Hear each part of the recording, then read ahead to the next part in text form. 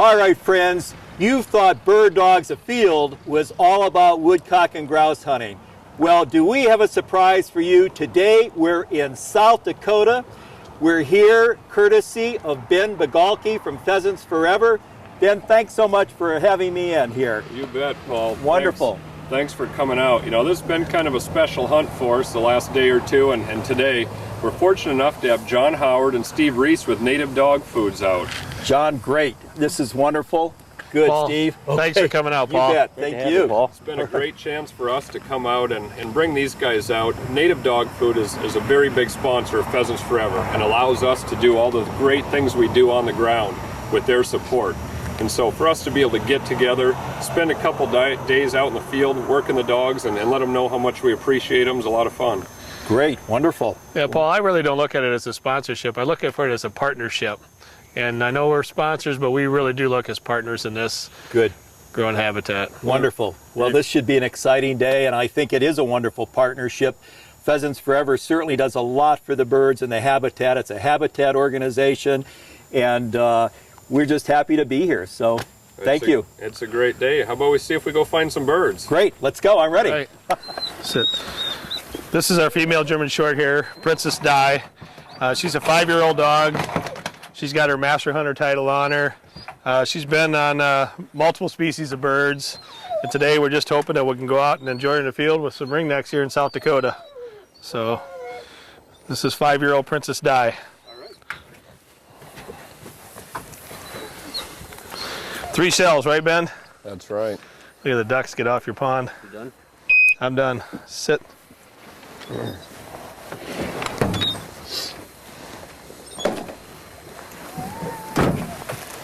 Steve, I can kind of show you what the game plan's going to be here. Okay. Here, sit. Sit. Get those dogs Here. in before they're ready to go. Sit. We've got some nice grass here. This is a piece that Pheasants Forever's been involved managing. This was always smooth brome. Cool season grass, a little bit not so desirable for pheasant management out here. And so this is a piece we did prescribed fire on last spring. Oh. And now we've transitioned from the smooth brome into a bunch of native cool season grasses, and there's also a lot of big blue stem. That's the real tall stuff you can see coming up. So we're just going to push these dogs to the north, see if we can pin down a couple of birds out in the grass and follow the dogs and see what happens. See if we can rustle up a couple of roosters in there. Oh, that sounds good. This looks like really good coverage, Ben, and what Pheasants Forever is doing out here, we're just proud to be a sponsor of this. The habitat you're creating out here in South Dakota, you're doing a great job allowing us to come out here, first of all, but to provide as many birds as you do is unbelievable. Well, this will be a good day, because we'll provide the habitat and you provide the dogs on that native dog food, and we'll see how they perform. Hopefully we can keep up to our end. You've done a great job, so hopefully we can keep up to you. Let's do it. All right, let's go. Steve, those dogs are working nice today in this grass. It's great stuff to use these pointers in. Yeah, thank you. It's fairly light. Those dogs can cover some ground, pin some birds down. You know, right next to us we got some nice grain sorghum, little food plot. Yep. That's good stuff that I can bring my labs in, run them through the food plot, some of the cattails, and run these pointing dogs out in the grass where they're really in their element. Absolutely. I think, you know, there's a good point and a place for the many different upland waterfowl and upland birds for flushers, retrievers, and pointing dogs. Up here in South Dakota, it'd be hard not to own one of each. Yeah, you know, you got last night you showed us cattails just loaded with birds. You know, those versatile dogs, you know, they might be good at some of that, but them labs really can bury into those cattails and find them birds for us. Yeah, those heavy wetland acres up here, those cattails, even when we're hunting some of our cornfields, those retrieving breeds really do well. But out in the grass, it's tough to beat a good pointing dog. Yes, yep. Boy, what a beautiful day. Them dogs are feeling pretty good today too. Yeah, they're running. Oh, here's a point right here. Point right here, guys. Both dogs now. Whoop, whoop. Whoop, whoop. There's a point and an honor. We just need her to be a good rooster here. There's grass right here moving.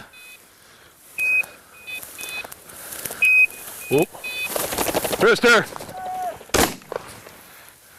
That was nice, Steve. Both good job. dogs Fetch here. locked up. Fetch here. Give. Good job. Way to go. Good job. That's where you can see those pointing dogs excel. They had him pinned down in there. Now, was that a team effort, or do you think? You know, I didn't know if Ben was going to shoot or not, so I took my shot. I think we both thought the same thing. Yeah. I don't know if we're pointing here again or. Whoop, whoop, whoop. They might be actually honoring Tom here. Whoa. I think so. Whoop. Whoop. Whoop. You're up for shooting, Tom. See if there's something in here. You got one too? So. Oh, they backing her beeper, wasn't they? Yeah. That's cool. You got a point over here, Steve. Whoop. Nice honor. Whoop. Facing back your way, huh, Tom? Whoop.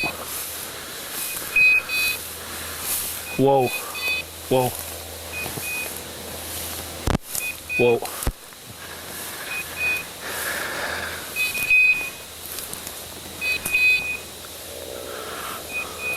Whoa. I think we got a bird out in front of us moving yet.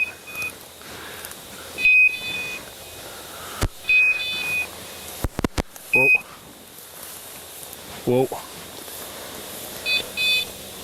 All right. All right. Easy. Easy. I might have another point here, Ben. Yep, right here. Catching wind from something. Whoop. Easy. Whoop. Might have a point here, guys. Nope, she's leaving. Must be running birds again. Now she's pointing again. Whoop. There must be birds running right in front of us here. Yeah, I think so.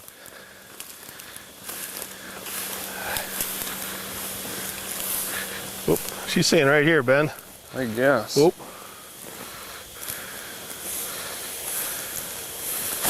Rooster! Go ahead, Greg. Good shot, guys. Way to back me up. Had to wait to clear that one. Come on, Henry. Good boy, Henry. Good boy, buddy. Henry here, right here, here, Henry here, here. Fetch it up. Fetch here. Henry here. Fetch here. Give. I'm gonna get that in your bag for you, Steve. That's what we're out here after. The South Dakota ringneck. Let's take a look at that guy, Steve. We got a nice young bird. Yeah, you do. We got some small spurs on him. Now that's he's starting to get full plumage there, nice colors on him. But a young bird, fairly short tail yet, and I'm sure this is a bird that was probably produced right here in this nesting cover, and we were able to outsmart him today, and the dogs pinned him down nicely. That is excellent. He's starting to get his long tail feathers on him, and getting ready for the winter, it looks like to me. Yeah, he's starting to really get colored up nice. Well, your habitat's just amazing out here, Ben. You guys have done a really good job working this up and putting the right cover in here to produce birds like this. You know, and that's one of the neat things, to be able to come out here and enjoy this property, one that we have managed for about 3 years now, and really work on getting that quality nesting cover out there to produce the birds. Absolutely. That's one of the things that gets overlooked the most. We've got to produce the birds before we need to provide any food or winter cover for them. And there's a lot more to it than just making sure we have CRP. That's one piece of the puzzle that is very important. But in a piece like this, where we're actively managing for producing forbs that are going to produce the insects for those chicks in the spring, and really producing the birds is what gets overlooked. You know, a lot of folks put a food plot in the ground, and that's great. They might plant some shelter belts for winter cover, that's great. But if we don't grow the birds first, those really don't matter. And so we really, need to focus on properly managing the grasslands that we have, and doing a good job of maximizing the production we can have on our upland birds in those grasslands. Yep, and we get to hunt a lot of different states, in our job, and but to see habitat like this, you don't see this in a lot of different states, and that is the difference between South Dakota and other states, and why you guys are now the pheasant capital of the world. Yeah, last year we harvested 1.9 million pheasants in South Dakota, which is an incredible number. Yeah. But we're actively managing our grassland landscapes for those birds. Yeah. And we've really pressed hard to spread the message on quality nesting cover out here. Absolutely. And we're seeing the results of it now. Yeah, your farm bill biologists are doing a great job. They do. We put a lot of acres on the ground, and not just a lot of acres, but a lot of quality acres. Yep. So it's let's get this bird in the bag and see if we can find another right, one. Those dogs are waiting on us. I better carry that one. Oh. That bird, looking at the dog, man, that bird might have moved on us. Whoop, whoop. Whoop. Yep. Whoop. Whoop. There it goes. Hold on. Oh. That bird looks like he might have been wounded. It might have been one of the birds last night that we hit, couldn't find. Yep. It flew down out into the cornfield. Henry, here. Henry, here. Sorry, Tom. Stole that bird from her. Here, right here. Henry, here. Henry, here. Henry, here. Give. Yeah, nice honor back there. Whoa. I'm going to stand back here. Whoa, whoa, whoa. Whoa.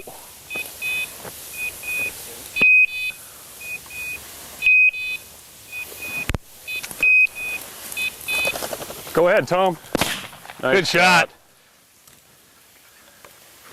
Here.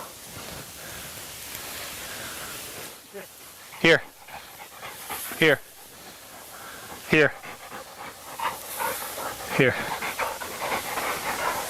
Great Here, shot on that, here. Tom. Star at a nice point. Worked out this time. Yes, it did. Here. You've been working hard for us. Good to get her one. Well, friends, we've had a great day in South Dakota. We've shot some birds. We've had some great dog work. But we've really gotten to know Pheasants Forever. It's a wonderful organization. We're going to have John Howard from Native and Greg Emmerich from Pheasants Forever just chat a little bit. Thanks for having me out here, fellas, and I really enjoyed it. Thank you. And have some concluding remarks here about the association, Pheasants Forever. Thanks, Paul. Well, you know, we're really fortunate to have national sponsors like Native Brand Dog Food and partners like Steve Ries and John Howard here. We wouldn't be able to do the things we do if it weren't for folks like you, and thank you. Thanks for being here with us. Thanks for being part of the show, and thanks for supporting the things that we do. Well, we're just proud to be a part of it, and I know Steve talked about it a little bit earlier, but we don't see it as a sponsorship. It's a partnership, and it's all about creating habitat and getting people out and having fun in the great outdoors, and we just couldn't find a better group of people to do it with. Thanks. Good. Support Pheasants Forever. We're going to put their website right across the screen. You'll be able to go to it, join Pheasants Forever. It's a very important association and group. Thank you. Thanks, Paul. Thank you. Dylan and I hope you enjoyed this episode of Bird Dogs Afield. Friends, this is your complete video magazine on upland bird hunting and pointing dogs. Check back frequently on myoutdoortv.com for future programming. Also, you'll find additional information on our website, birddogsafield.com. Friends, also support our sponsors. They help make this possible. Dylan and I hope to meet you in the field someday. Until then, good hunting, hunt safely. Bird Dogs Afield, presented by Native Performance Dog Food and brought to you in part by Irish Setter Legendary Boots, RST Shot Shells, Mud River Dog Products, and On Point Kennel.